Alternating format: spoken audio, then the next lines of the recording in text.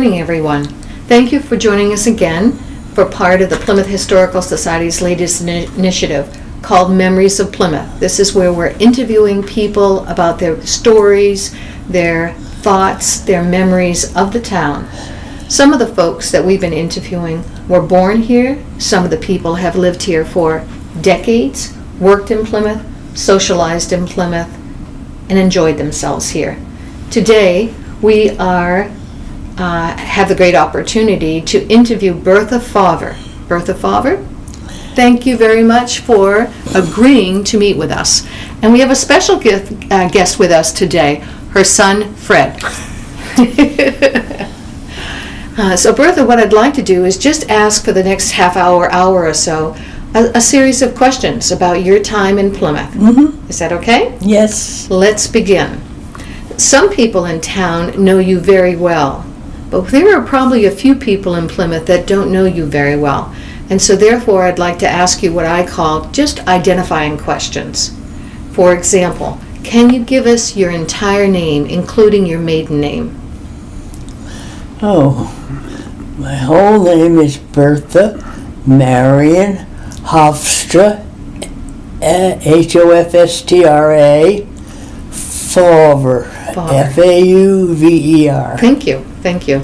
I need that to spell it correctly. All right. And I've had that name since 1941.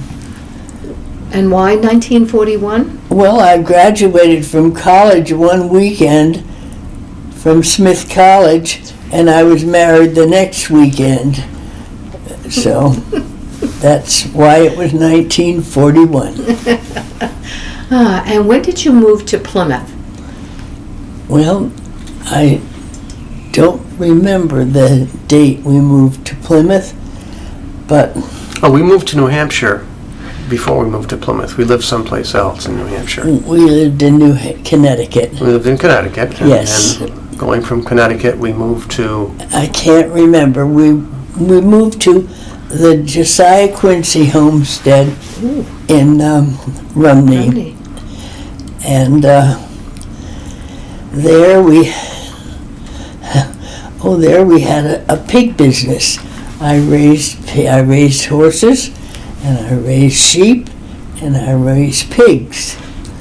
And I had a pig business. I delivered pigs all over New England. My goodness. And I had a truckload of pigs once down to New Jersey, and my family lived in New Jersey, so I stayed with them overnight, and I had the pigs in the truck.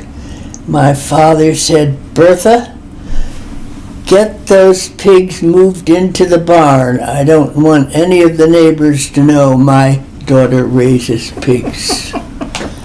Anyway. That's a good one. Yeah. You went to which college? I went to Smith College. Smith College. Class of 41. Mm-hmm. Do you have memories of Smith College that you'd like to share today? Well, probably that's where I learned to love the snow and to love skiing. And that's how I met my husband. Because we were staying... they were very fussy about Smith girls as to where they spent the night and when they got home, and they kept good control of us. But we were in this place called Home Sweet Home, and... Where was that? That was in Gorham, New Hampshire. Uh-huh.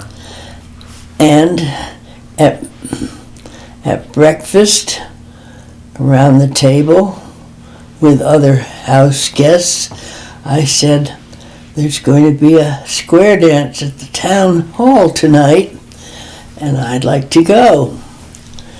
And I went. There was another guy at that table who took that information, and he appeared at the town hall and asked to dance with me, and that was the beginning of my association with that family. And I married him the day after I finished college. Amazing, amazing. I didn't know your husband. I met him once, I think. He worked at, where did he have his primary business? He was an Oberlin graduate. His family were all Oberlin people. And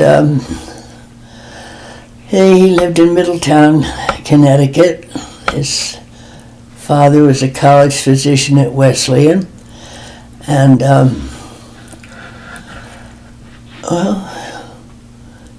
then he went to Oberlin College. Anyway, he happened to be skiing that same weekend I was skiing, and he came to see me at Smith.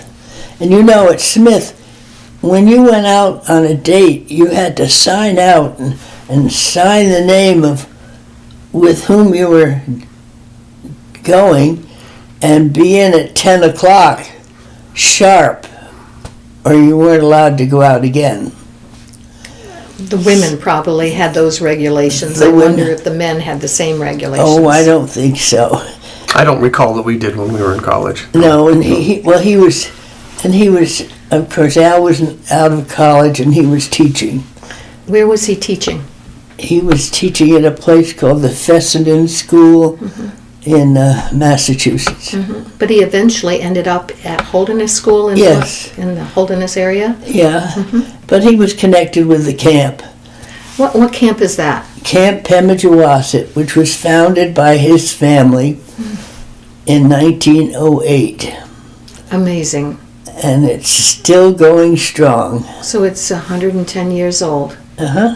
Oh my gosh. it And is. where is that located? In Wentworth, All right, Wentworth. New Hampshire. A camp for boys and girls? Oh, no.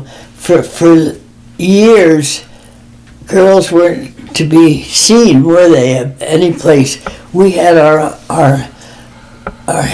our food brought to us in a place up on the hill where we had our food delivered to us 3 meals a day, and we didn't get down to be among the boys except for special occasions. And well, sooner or later they started feeding us in a separate dining room down the hill, not in the big boys' dining room. Women and men had special places at that camp, didn't they? They did. That's changed, though, hasn't it? And that's changed. For the better. For the better. Well- But when you said the women are by themselves, what jobs would the women have? Well, the women who were up there, well, they were the wives of the wives of some of the counselors were up there, Okay. and then we had a bookkeeper, you know, and who else? A nurse. We had a few employed women So these boys would come from all over New England? all over all over the world, didn't they? Yeah, there were a few from foreign countries. Yeah. Interesting. And it's open still today during the summer months? Yes, it's open. It's bigger and better. It grows and improves. Amazing They story. Amazing improve story. their program, and they still have a wonderful nature lodge, and they have some counselors who've been there for years and years, like the nature man. Who else? The head of athletics, Charlie Malcolm. Yeah, Yeah. and A little bit more about you. So you're married to Miss Al Fauver, and you have children? yes, How many children do you have? luckily I had boys. Whoa. Would you like to clarify that for the audience? Well, we had boys because girls were certainly put in their place Then. then at the boys' camp. Okay. Yes. Okay. And the name of your 3 boys, we have one of them with us I today. have Fred, who's my oldest. Peter and John. Peter and John. All right. Yes. All right. And then your business, were you ever employed in a business? Was I employed in a business? You were. What? Well, you were a director of a bank. Oh, I was a director of a bank in New Jersey. Ooh. So I used to go make monthly trips to New Jersey for my board meeting Now, why were you associated with that bank down there? because I owned so much stock. And why did you own so much stock? Because my father had founded the bank in New Jersey. Oh my gosh. Yeah, and after he died, he left the stuff to my mother, and my mother left the stock to me and my brother. Very unusual to have a woman at that time be a director of a bank. It was, Yes, yes. yes. And that you gladly accepted? Of course, I loved it. And why so? Why so? Why did you enjoy it so much? Well, there's a certain amount you can do with 3 little boys and housework. When you can have something to keep your mind going besides eating, cleaning dirty clothes, because we had the 3 little boys and they were wonderful little boys, but Were we dirty little boys? yeah, because they loved to play outside. Well, we lived in the early days in Quincy, New Hampshire, in the Josiah Quincy homestead, which was a wonderful place, and that's where we kept our animals in the barn. What did we have? We had milking cows at Yep. one point, Beef cattle. beef cattle and sheep, and Occasionally chickens. sometimes chickens, and pigs. Mostly we specialized in pigs, and I had pigs which we had certified were very special, elegant pigs. They had a name and registered, weren't They they? were Yorkshires. Yorkshire. Yorkshires, yes. They were Yorkshires. And you sold them. Oh yes. And who would you sell them to? People in the close by vicinity? Well, in the vicinity, but I put ads in some of the papers, and we took them all over the state, didn't we? We delivered them all around New England and down into New Jersey to garbage feeders. Yeah. People who would collect garbage from restaurants and so forth, and leftover food from supermarkets, and then raise the pigs on the garbage. Amazing. But we also would slaughter some of the pigs ourselves, or have them slaughtered, and then out of the house we would sell sausage and hams and bacon and other pork products. And what was the name of the man who slaughtered pigs? Arnold Spencer. Arnold Spencer. A well-known name in That's a Plymouth. Yep. very well-known name. Sure, Yeah. sure. You'd call him on the phone and set a date, and he'd come and do your job. Spencer Farms. Right. Spencer Farm. Arlen Farm. Arlen Farms? That's the sign on the Still there? up of the barn. Still there. Wow. Yeah. Arlen Wow. Farm. That's amazing. Yeah. That's Which amazing. later was the Rumney Rock Gym, or something like that. Who? The rock climbing gymnasium That's right. in that barn. Oh. All right. So as a banker, when you came to Plymouth and the kids are starting to grow up a little bit, did you have any other businesses? You've got the one in Quincy, but how did you keep yourself busy during your later years? The kids have Keep grown busy up. with kids growing up and a household to keep. You are right. You are right. Sorry. I didn't have a lot. I had help to help mow the lawns and get the hay in, and but I always had somebody help me with the housework. It wasn't my favorite. I didn't major in that at Smith College. I think when we chatted once before, you had talked about maybe being a fundraiser. I raised Oh, yeah, I did a lot of fundraising jobs. Well, I can't remember some of them. Which ones come to mind? Oh,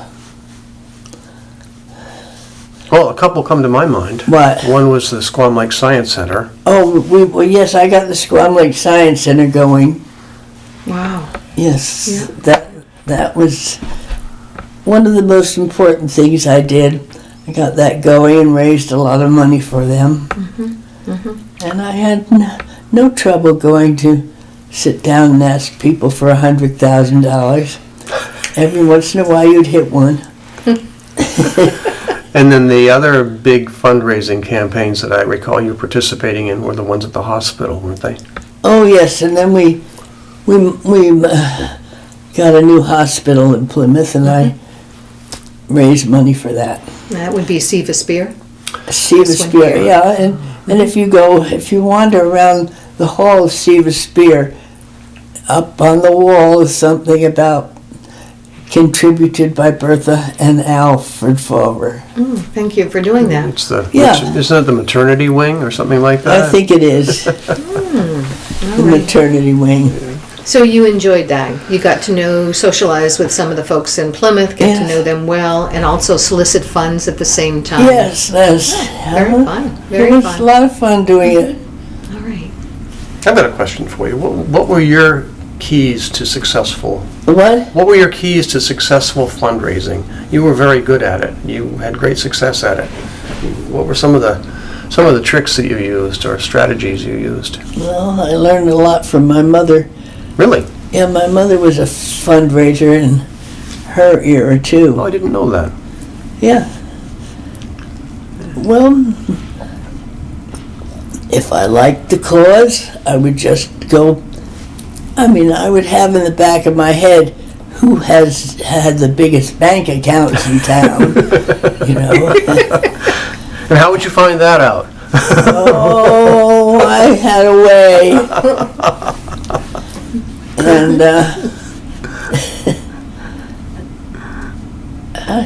didn't I just go check in at the bank? I'm not sure how I found it out, but I found it out. That's great. And then you also recognize the kind of property they owned and where their kids went to school. Of course, if they sent their kids to private school, they didn't have money for anything else because private school was expensive. And it probably is still today. Yes, it is. Yes. And let's see, my kids, some of them went to Holderness School, didn't they? And one went to Tabor Academy, and where else? You left- Deerfield Academy. You left me at Holderness School for 4 years. Yes, You left Peter, the middle boy, at Holderness for 2 years and then shipped him off to Tabor. yes. And then you didn't mess with Holderness when it came to Jonathan. You sent him right to Deerfield. He went to Deerfield. Anything else about the Quincy House in Rumney? You were there for quite some time? Oh yeah, we were there for quite some time, and of course it was a beautiful house, and it had been used for, just anybody had lived there, and it took a lot of repair work, and we fixed up the Quincy House for us to live in, and in the barn I kept my horses, and we kept sheep and cattle and then we owned the property down to the river also, didn't Yep, we? the property that we had ran all the way down to the Baker River. Down in the Baker River. And we had the lower pasture down there, which is where we put the cattle during the summer, down next to the river. I remember occasionally the Baker would flood and the cattle would be pushed right up against the fences. We'd have to put feed over the fence for them. Because the Baker River was here, and then there was a plateau, a floodplain, and then the land rose up to the level of the Quincy Road. But It sounds beautiful. Why did you decide to come to this place? All right, that's a question I knew you'd ask. Uh-oh. My husband said, Bertha, I love the people I love this house. I love the people in Quincy. But I have to be where I can see some mountains. Because he was a member of the Appalachian Mountain Club, and he always, when he was a young person, he cleared trails all through the mountains. And he had to be where he could see some mountains. And he came up here and he said, I found a road. The house is terrible. And he said, I don't know who's occupying it, but a lot of weird people are there. But we found out that it was a place where they sent some of the town crooks and prisoners. And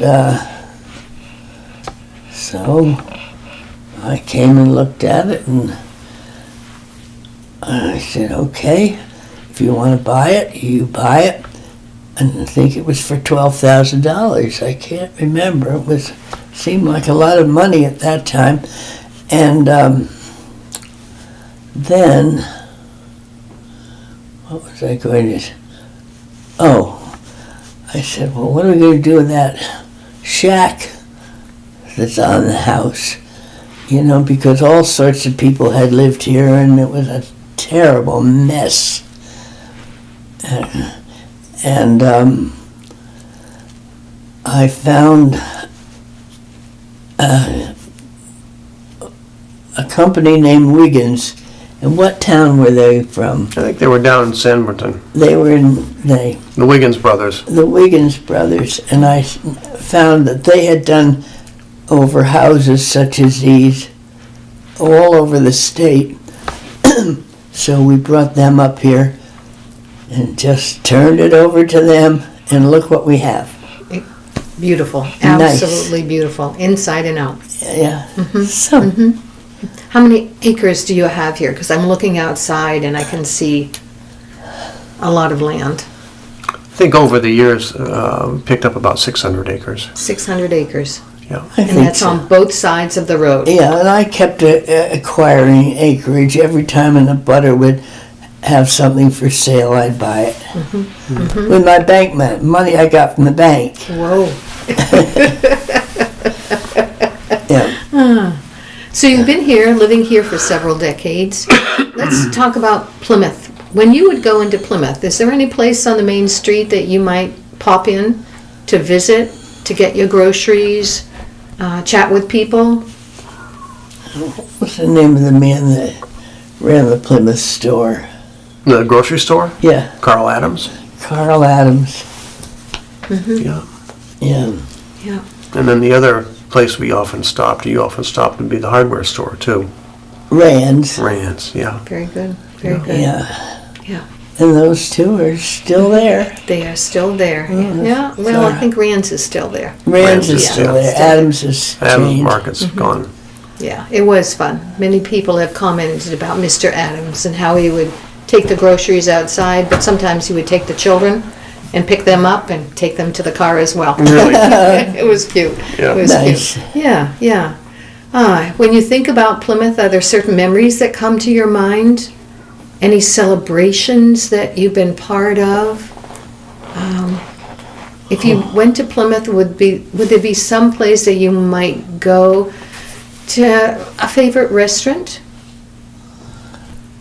Do you remember, Fred, you'll have to help me on this because, you know, I didn't have enough time to prepare for this, and Well, my memory of restaurants in Plymouth are associated with being late for meals at Holderness. oh yes, Because you could never show up late for dinner at Holderness. And it was an expectation that Bertha would bring the kids into Holderness School and have dinner with the oh yes, I used to be able to take the kids in. So when we were when it turned out that we weren't going to make it to dinner at Holderness School, I mean, walking in 30 seconds late was a big no-no. We'd go to Fausti's. Fausti's? Fausti's Diner. Where was It was Fausti's? on Main Street. Yeah. And Okay. you'd sit there at the counter and you'd bemoan the fact that you were going to be, you'd been bad and you were going to be late for dinner and Al wouldn't be happy And and I'd have to pay the bill. you'd have to pay the bill out of the money you got from the Because bank. Al taught at Holderness School, you see. Yes, I know. And I think they paid about $2,000 a year for quite a while. And Salary. salaries, and so I had to raise pigs and cows and get meat for the family. Yeah. Do you have any idea what subjects that your husband taught? Or am I? Oh, he was a history specialist. He liked history best of all, didn't he? He did, yeah. That was what his degrees were in. Yeah, he went to Oberlin College. And then where did he get the master's? Wesleyan. At Wesleyan in Connecticut. I'm thinking of you living in many places in Jersey, in Massachusetts, Romney, and Plymouth. I'm going to take you back. Did you ever have a best friend? Can you remember a best friend, boy, girl, that you used to play with, you enjoyed being with? Could be somebody today, but typically it's somebody that you were friendly with during your teenage years, your elementary You years. mean a boyfriend? It could be, I guess, a boyfriend, but usually it's somebody that you hung around with. So it could be a boyfriend. I don't want to get us into trouble here, but a best friend. Somebody you were just really enjoyed hanging with. Oh, well, my best girlfriend was Jean Court, and she was married to Dan Whitney, and she was my best girlfriend because, you know, in those days when I lived in New Jersey, you had to take a bus down to town to get to the high school. The high school wasn't nearby. And, you know, I was born in New Jersey on the second floor of a house that I think we had running water, but I wasn't sure because there was a pump in the kitchen. Yes, on the second floor. And that's where I was born. And then my father he was becoming a rather successful lawyer, and he said, I have to build a decent place for my family to live. And he built us a nice house where we had bathrooms upstairs, bathrooms downstairs. Right. You remember that house, Fred? Yeah, I do. And when we go back and look at that house today, it seems so tiny. It does. Very small. Except Compared to today's standards. Yeah. and I could roller skate in the basement. Oh, I know, one of the early parts of my life, we lived in this place called Prospect Park, New Jersey, which was founded by Dutch people. My father was born in the Netherlands, and there were Dutch people all around us. And it was like, it was a block, and there was a sidewalk around the block. And when I came home from school, I'd go out and get my roller skates and spend the time until it was time to come in for dinner roller skating around the block. And, you know, didn't have to cross any streets, just... Amazing. But some people kept their sidewalks nice, and some people kept them so you wished they weren't there. I remember learning to roller skate in Prospect Park on that same block. You do? Yeah. I'd forgotten about that. Uh-huh. And I also remember that if you were a roller skater, the most important part of your equipment was your skate key that you used to tighten up the skates on your shoes, because they weren't boots that you slipped into. They were shoes that you put the put the skates on too. Would the people listening today remember that? Absolutely. Mhm. Absolutely. I recall having a skate key on a string around my neck. Interesting. Yeah, Interesting. but then my father found a place in the country where he could take us on weekends, and it was up beyond a place called Greenwood Lake. Greenwood Lake was a big lake in northern New Jersey, and beyond Greenwood Lake there was a dirt road on which there was a house built in the early 1800s, where we would all go to stay, and we had no running water, but we had to go to a spring for our drinking water and bring that to the house in pails. And then this is not New Hampshire history, this is New Jersey history, and we'd have to go to the brook and get our wash water, or else we'd go swimming to get clean. That's great. Go swimming with a cake of soap. Cake of soap. I'm thinking of your husband. When we had chatted before, you talked about the war. He was in the war? Oh yes, he was in the Coast Guard, And this is World War II. World War II, and he was on what was that ship he was on? Oh, the USS Gulfport.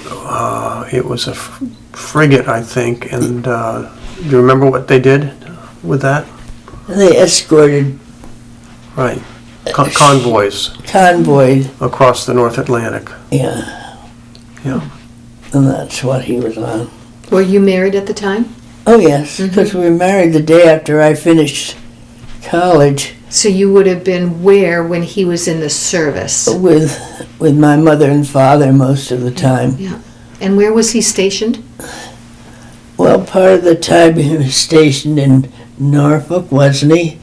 And he was, I know, I got to know New Orleans. He was stationed That's down right, there. yeah. Yep. Very good. And that was a wonderful time to visit, because I just wander all around those long, wonderful streets of New Orleans. My daughter's there right now, Really? visiting. Yeah, Yeah. yeah, she I loves remember it. Dad telling about coconuts being free for the picking down there, and he would come home from whatever his duties were in the afternoon, pick a couple coconuts and eat them. And one time he said they made him so sick once. He ate too much coconut. That's But he great. was also stationed, actually this was before he was actually in the Coast Guard, up in Booth Bay at Samples Boatyard. And what would he have done there in Booth Bay?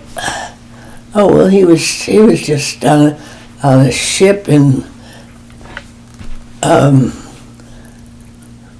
what did they do? Well, at Samples they were making minesweepers. Oh, And the minesweepers were made out of wood because they were non-magnetic. So that's what Samples was building for the war effort. Okay, great. yeah, and so we had a place in Booth Bay Harbor,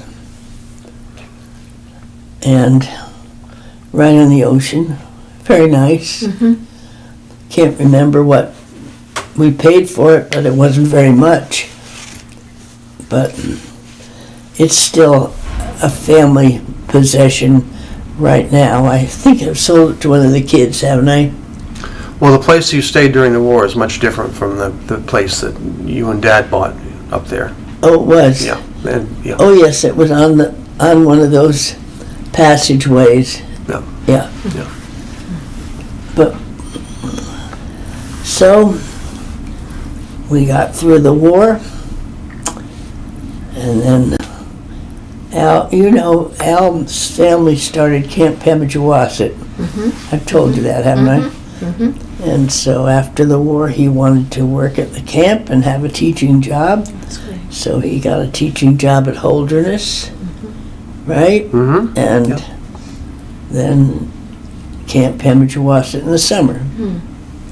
Can we guesstimate how many decades your husband taught at Holderness? Was he there for 10 years, 20 years? I guess he got there in 1950, and I don't remember. He got there in 1950. 1950 to Holderness, that's when he started. And I don't recall when he stopped teaching there. He actually taught for a while and then became the business manager for the school. So, Great, thank you. but then when he left, I'm not sure when that was. Early 70s, maybe. Maybe. And friend of the Starks. You're a friend of the Starks? Yes. Did you know Yes. the Starks? I did know the Starks. They were gracious enough to allow us to go up there with my young children and pick blueberries, because we live right next door. He knew my family and said, come on in. We did that till one day I met a bear there with my young children, and I decided it was the last time I should probably go and pick blueberries. Yeah. So you knew them well. Let's see. I'm thinking, if we had a group of people around us today, some young folks just visiting you, and they asked you to talk about history a little bit, but then by the time you're done, is there something you would like to share with these folks? Maybe they're 30, they're 40 years old, maybe they're teenagers. Think about how the world has changed over time. Is there any advice you might give them? Well, there was a great difference between the life I lived up here in the country and my family's home in New Jersey. So that when I went to New Jersey, because I sold pigs all over New England, I really took the animals in the truck to New Jersey, and then when I was staying in New Jersey, it was near my family's house, so I stayed with them overnight. And my father said to me, Bertha, will you please put that truck with those pigs in the barn?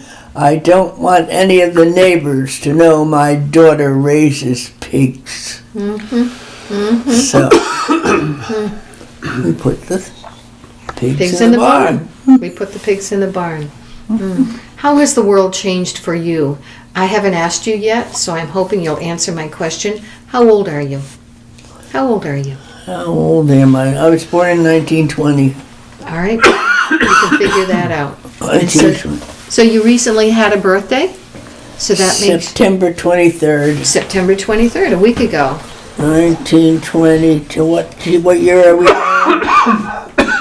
What year are we now? 2017. And that makes you 18 plus 80. You're 97 years old. Oh yeah. 97 years old. What changes have taken place, Bertha, over the last several decades? Well, It could be happy thoughts and maybe not so happy thoughts.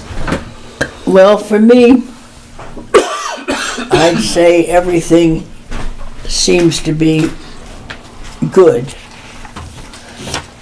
And happy thoughts. Well, in my life and my children's life, it's good. But I think there are some people who are not living a good life around. And I don't know what it has to do with. Does it have to do with too much liquor? Does it have to do with... What does it have to do with it? Some people are not living a good life. What kind of people are you thinking of, Mom? Well, people who are stealing, who are the men who are living with a whole lot of other women.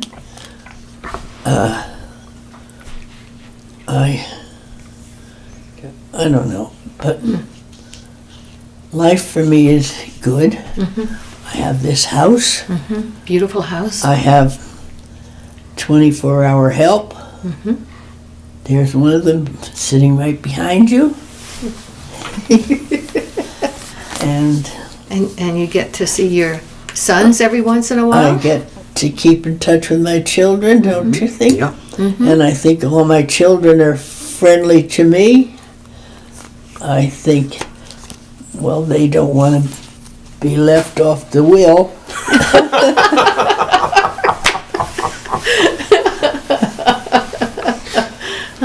Right? Well, Go Fred. when you threaten to leave us off the will, we threaten to take you up to the county farm, and so it's kind of a Going back and forth balancing here. act there. Oh, all right. I think we're going to close down a little bit, but before we do that, is there anything else you'd like to share with the audience? We're going to view this on Pemmy Baker TV at some point in the near future. Is there anything you'd like to share with the audience? Oh, I wish they could all see what nice things are in this house. But we don't want to make that public. No, we don't. I think we should go back to the question about what advice do you have for the upcoming generation? Oh. Well, I don't know what the advice is. Don't smoke cigarettes. Just a limited amount of booze. And that's all right. A limited amount is fine. This is good stuff. Keep it coming. What? Do you have grandchildren? Do you have grandchildren? Grandchildren and great-grandchildren. How many greats do we have? I was going to... Let's see. Great-grandchildren would be Liza and Jake, right? Just two? And then there are Lincoln and Frankie Jane in Switzerland Gee, I forgot. and Shauna in Switzerland. So if we had the grandchildren here in front of you, what would you say to them? You've just shared you've lived a wonderful life, but what would you want them to do with their life? What was important? Is there something important you want to share with them? Besides, don't smoke and don't drink too much. Oh. All right. We'll tell them how important they are to me. And, most of them are growing up in such different ways. The Switzerland kids in one way, and the city kids in another way. What would you say I'd like to share with them? Just be a good family member. Well, there was something you used to say to us often, and that was be always kind and true. All right, be always kind and true. That's right. That's a good one. That's a good one. I forgot that one. I'll have to remember that one. Kind and true.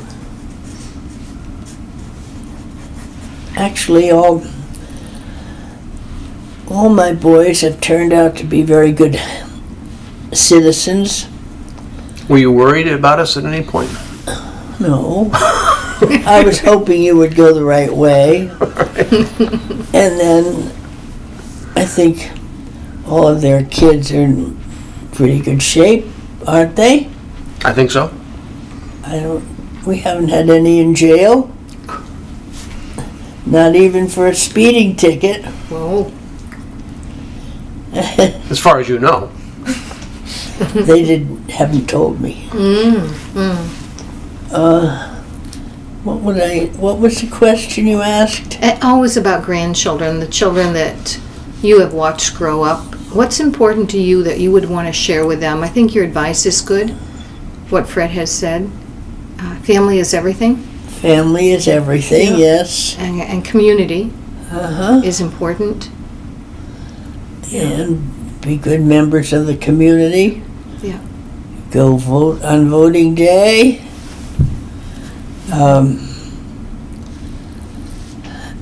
And if you're offered a job with the town, consider taking it, because I have always found that working with that sort of thing was interesting. Or if you find a corporation that asks to have you on the board, take the job, because they also have to be in a position where they can make some money. And if you want to raise pigs, horses, and cows, come see me. I'll tell you how to do it. I think that's a good way for us to finish. I love the ending. I really do. Fred, since you're here, is there something that you would like to share about your mom and your family? I'm putting you on the spot. You sure are. Yeah, so I apologize for that. But watching your mom and dad, having a mother and father around that was so supportive of the kids. Yeah. I'm going to pass on that. Are you really? Yeah. Are you really? Yeah. Okay. I needed a few days warning for that one. Oh, a few days warning. Well, I do want to thank you for coming today. Oh, he's been a big help, because It's been a big help. I didn't realize that this was happening here. I thought I had to go down to some radio studio. And Well, we were going to, and then we decided, wouldn't it be nice if you would allow us in your home? So we want to thank you for that. So we're nearing the conclusion, and I really do. You have to shake my hand. It was really fun. I enjoyed it. I but your enjoyed it. hand is much warmer Whoa. than mine. I think some of the stories that you have shared with the people today will resonate. It's important that the project continues, meeting people like Bertha and Fred, their background, where they've lived. Yes, I also haven't said enough about Camp Hemigewasset. Well, I'm hoping that maybe we should do a special on Camp Hemigewasset. There are people that have heard of it, but maybe we should chat later and figure out, should we highlight that sometime for the townsfolk, the surrounding areas, to have the history that it has, being over 100 years old. And the claim to fame, I think, is the oldest camp in the United States. That's what I was reading in a newspaper last night. I think the rest of that is it's the oldest camp in the United States under the same ownership. Wow. I think There are that's something camps we that should are do. there are camps that are older, but they've changed owners over the years. This is important. So thank you for bringing that up. So folks, thank you for joining us once again. I look forward to meeting with you. And I always say, I give you the same pitch. Take the pictures, download the pictures, and so importantly, if there's a story that goes along with the picture, please write it on the back, write it someplace, share it with somebody, because you don't know, the future generations will thank you for it. So thank you very much.